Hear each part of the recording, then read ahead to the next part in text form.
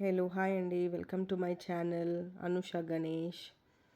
So ఈరోజు topic వచ్చి creatine.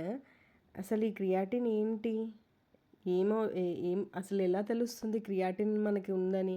Creatine levels ఎక్కువ ఉన్నాయని మనకి ఎలా తెలుస్తుంది? దేని ద్వారా తెలుస్తుంది? ఈ క్రియాటిన్ ఎక్కువ మనం ఎక్కడ వింటామంటే బీపీ పేషెంట్స్ కానీ డయాబెటిక్ పేషెంట్స్కి కానీ, ఈ రెండు ఉన్న పేషెంట్కి ఇన్ఫెక్షన్ ఏదన్నా అంటే యూరిక్ యాసిడ్ ఇన్ఫెక్షన్ ఉంటుంది కదా, యూటీఐ. సో అది ఇన్ఫెక్షన్స్ ఉన్న వాళ్ళకి, ఈ లివర్ ప్రాబ్లం ఉన్న వాళ్ళ దగ్గర వింటాం. ఇంకా చాలా ఉన్నాయి, మెయిన్గా ఈ మూడింటి దగ్గర నుంచి వింటాం అన్నమాట మనం. సో అసలు క్రియాటిన్ అంటే ఏంటి అంటే, ఈ క్రియాటిన్ మన మజిల్స్లో నుంచి వచ్చే ఒక మాలిక్యూల్ అండి. ఆ మాలిక్యూల్ డైరెక్ట్గా వెళ్ళి బ్లడ్లో కలుస్తుంది. బ్లడ్లో కలిసిన తర్వాత మన బాడీ ఏ ఆర్గాన్ ప్యూరిఫై చేస్తుంది అంటే, అది కిడ్నీ మటుకే ప్యూరిఫై చేస్తుంది. కిడ్నీ ప్యూరిఫై చేస్తుంది. సో కిడ్నీ ఏదన్నా ప్రాబ్లం వచ్చినా, కిడ్నీ ఇన్ఫెక్షన్ వచ్చినా, ఏదైనా కిడ్నీ ప్రాబ్లం వస్తే దానివల్ల ఏదైతే ఈ క్రియాటిన్ లెవెల్స్ స్టక్ అవుతాయి అన్నమాట. అక్కడ ఆగినప్పుడు మనకి ప్రాపర్గా ఫిల్టరైజ్ అవ్వదన్నమాట బ్లడ్. సో అప్పుడు క్రియాటిన్ బయటకు వస్తుంది. అది లెవెల్స్ ఒక్కసారిగా పైకి వెళ్ళిపోతూ ఉంటాయి అన్నమాట. మెన్కి అయితే 0.7 నుంచి 1.3 మధ్యలో ఉండాలి. ఉమెన్కి అయితే 0.6 నుంచి 1.1 వరకు ఉండాలి. సో ఇది ఏజెస్ని బట్టి కూడా ఉంటుందండి. వెరాజ్ అంటే ఎలా అంటే, బీపీ పేషెంట్కి కానీ, డయాబెటిక్ పేషెంట్కి కానీ, వీళ్ళకి ఏంటంటే త్వరగా అటాక్ అయిపోతూ ఉంటుందన్నమాట కిడ్నీ ప్రాబ్లమ్. సో అసలు ఈ క్రియాటిన్ లెవెల్ దేని నుంచి పెరుగుతుంది? ఇది ఒక్క ఫిల్టరైజ్ అవ్వకపోవడం వల్ల అవుతుందా? కాదండి. బికాజ్ ఆఫ్ మనం తీసుకునే హై ప్రోటీన్ వల్ల అవి ఉండొచ్చు, సాల్ట్ ఇంటేక్ అయి ఉండొచ్చు, ఏదన్నా అవ్వచ్చు. మనం తీసుకునే ఫుడ్ ప్రాపర్గా కుక్ చేసుకోకపోయి ఉండొచ్చు, ఏదన్నా అవ్వచ్చు. అది ఎలా తెలుస్తుంది అని అంటే గనక, ఫస్ట్ మనకి డీహైడ్రేషన్తో స్టార్ట్ అవుతుందండి. డీహైడ్రేషన్ తర్వాత కిడ్నీలో ఏదన్నా ప్రాబ్లం, కిడ్నీ ఇన్ఫెక్షన్ అవ్వనివ్వండి, కిడ్నీ దగ్గర పస్ ఫామ్ అవ్వనివ్వండి, ఒక్క కిడ్నీ ఉండొచ్చు, డయాలసిస్ అయి ఉండొచ్చు, లేకపోతే ఒక్క కిడ్నీ తీసేసి ఉండొచ్చు, లివర్ ప్రాబ్లం అయి ఉండొచ్చు, ఏదన్నా అవ్వచ్చు. వీళ్ళకి యూటీఐ ఉన్న వాళ్ళకి బాగా ఎక్కువ తెలుస్తుందండి. ఎందుకంటే వాళ్ళకి సెన్సెస్ ఉండదు. డయాబెటిక్ పేషెంట్స్ వాళ్ళకి యూరిన్ ఇన్ఫెక్షన్ వస్తే సెన్సెస్ ఉండదన్నమాట. సో ఇది బ్లడ్ టెస్ట్ ద్వారా తెలుస్తుంది. ఈ సీరం క్రియాటిన్ ఒకసారి test serum creatine urine analysis నుంచి మీకు దీనిలోనే మళ్ళీ బ్లడ్ టెస్ట్లో మనకి ఇన్ఫెక్షన్స్ ఉన్నాయో లేదో తెలుసుకోవడానికి మనకి వైట్ బ్లడ్ సెల్స్, ఇంకా రెడ్ బ్లడ్ సెల్స్, ఈ ప్లేట్లెట్స్ ఏవైతే ఉంటాయో ఆ ప్లేట్లెట్స్ ఒకసారి చూసుకోండి.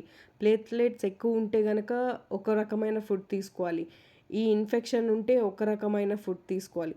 సో ప్రతి దానికి ఫుడ్డేనండి, మీరు తినే ఫుడ్ మీద డిపెండ్ అయి ఉంటుంది. ప్రోటీన్ పౌడర్స్, జిమ్కి వెళ్ళే వాళ్ళు ప్రోటీన్ పౌడర్స్ ఇవన్నీ తీసుకుంటూ ఉంటారు. డాక్టర్ సజెస్ట్ చేస్తేనే తీసుకోండి, అన్నెసరీగా తీసుకోవద్దు. ఎందుకంటే దానివల్ల లాంగ్ రన్లో మీకు చాలా ఇబ్బంది అవుతుందన్నమాట. అది మనం జిమ్కి వెళ్తున్నాం కదా, తొందరగా మజిల్స్ గ్రో అయిపోవాలి అని అనుకుంటాము, అది చాలా ఎఫెక్ట్ అవుతుందండి. జిమ్కి వెళ్ళే వాళ్ళు కూడా ప్రాపర్గా ఫుడ్ ఓన్లీ ప్రోటీన్ మీద బేస్ అయి ఉంటారు. సో ప్రోటీన్ ఒక్కటే ఒంటికి సరిపోదండి, అప్పుడప్పుడు కార్బోహైడ్రేట్స్ కూడా ఒంటికి పడాలి. సో ఫుల్ డైట్లో ఉండాల్సినంత అవసరం లేదండి. నచ్చింది తింటూనే మనం ఈ క్రియాటిన్ లెవెల్స్ తగ్గించుకోవచ్చు, కిడ్నీ ప్రాబ్లమ్స్ ఏదైనా ఉంటే తగ్గించుకోవచ్చు. ఇనీషియల్ స్టేజెస్లో ఉన్న వాళ్ళు కిడ్నీ ప్రాబ్లం ఏదైనా అంటే తగ్గించుకోవచ్చు అండి. ఫర్దర్ కాంప్లికేషన్స్ ఉంటే కనుక అది డాక్టర్ చెప్పాల్సిందే. సో మీన్వైల్ మనకి తోచినంత క్రియాటిన్ లెవెల్స్ పెరగకుండా మనం కంట్రోల్ చేసుకోవాల్సింది ఒక్కటే ఫుడ్. ఫుడ్ ద్వారా మీరు ఎంత తీసుకోగలిగితే అంత మట్టుకే అది తీసుకొని మనకి ఇది నేను మా ఇంట్లో చేసిన తర్వాత మీకు ఇంత స్ట్రాంగ్గా చెప్పగలుగుతున్నానండి నేను. ఎందుకంటే ఈ ఇన్ఫెక్షన్స్ కానీ యూటీఐ ఇవన్నీ వచ్చిన తర్వాత క్రియాటిన్ లెవెల్ అమాంతం పెరిగితే, సో దాన్ని ఎలా నేను తగ్గించుకున్నాను, 0.8 వరకు తగ్గించుకున్నా. అది ఎలా తగ్గించుకున్నాను, ఏ ఫుడ్ తింటే తగ్గించుకున్నాను, ఇవన్నీ నేను మీకు చూపిస్తాను.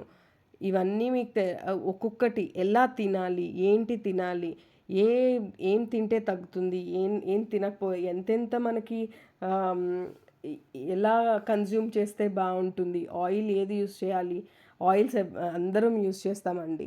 కానీ ఆయిల్స్‌లో గూడా మనం చాలా ఆహ్, జాగ్రత్తగా యూజ్ చేసుకోవాలి. ఈ బీపీ పేషెంట్స్, ఈ డయాబెటిక్ పేషెంట్స్ ఏంటంటే చాలా పిక్కీ ఈటర్స్ అండి వీళ్ళందరూ.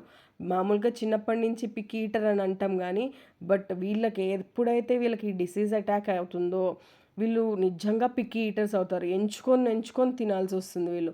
అంటే బీపీ పేషెంట్స్ అయితే ఏదన్నా తినొచ్చు సాల్ట్ లేకుండా. బట్ షుగర్‌కి అలా కాదు. ఇన్ఫెక్షన్స్‌కి అలా కాదు. కొన్ని కొన్ని తినాలి. లేకపోతే ముదిరిపోతూ ఉంటుంది.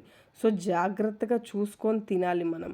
లేకపోతే చాలా ఎఫెక్ట్ లైట్ తీసుకున్నారనుకోండి సివియర్‌గా అటాక్ అవ్వాల్సొస్తుంది. ట్రీట్మెంట్స్ చేయించుకోవాల్సొస్తుంది. జస్ట్ లైఫ్ స్టైల్ మార్చుకోవడంలో తప్పేం లేదు. జస్ట్ ఫుడ్ విషయంలో మార్చుకోండి. మార్నింగ్ నుంచి ఈవినింగ్ వరకు మీరు ఏం చేస్తారు అన్నది రొటీన్ మీద అదే బేస్ మీద ఉంటుంది. జస్ట్ ఫుడ్ ఇంటేక్ వల్ల మనం ఎంతవరకు తగ్గించుకోవచ్చు అన్నది నేను ఫర్దర్ వీడియోస్‌లో గూడా చెప్తాను మీకు. మీకు ఇంకా ఏదన్నా ఇన్ఫర్మేషన్ రేపు వచ్చే వీడియో ఏంటంటే నెక్స్ట్ పార్ట్ 2 వీడియో పెడతానండి. ఆ వీడియోలో ఏమిటంటే మొత్తం ఫుడ్ గురించే చెప్తాను నేను.